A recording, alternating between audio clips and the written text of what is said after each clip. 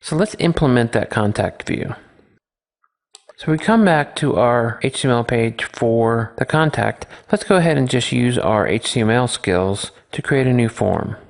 That form is going to have a label for name and then a text input for name as well. Another label for email. Then we'll create an input of type email for message and then a text area for our message. Let's go ahead and just set the calls to 40 and the rows to 4. So we have a few lines to go ahead and type that in. And then an input for our submit. And let's go ahead and wrap the input in its own div. Let's see that in the browser. It's going to have a very simple form.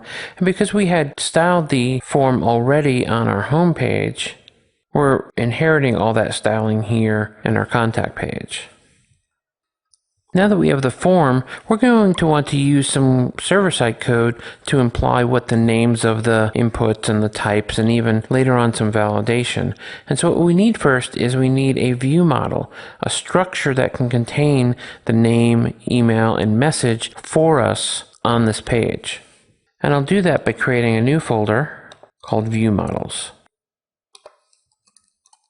And then in View Models, we'll create a new class called Contact View Model.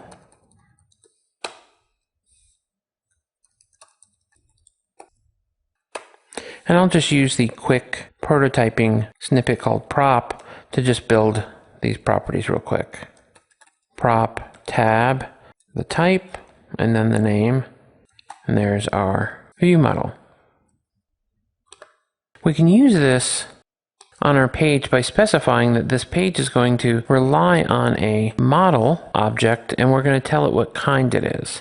And of course that's going to be the world view models dot contact view model. So this is going to be the model for the page. Now notice that we're getting a yellow when we do lowercase, and that's where you're defining the model type for your particular view. If you do uppercase, it's not going to give you that yellow because we could actually use the model here on the page. And during this module, I'll go ahead and show you how that works, but we're not going to do that quite yet. Instead, we're going to use more tag helpers to help us define what we're actually looking at here. And what we'll do here is use the tag helper ASP4 to specify the name of the object on the model. So this will be for name, email, message. Now we can also use these 4s on the labels to be a little bit more complete. And what this is going to accomplish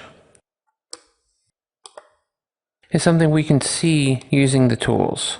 We can see because we said ASP4 that the labels are getting the 4 property set. And what the 4 does is it says that if someone clicks on that label, it's going to take them into that control. This is very important when you build forms that you have some intuitive things work, like the for tag on labels.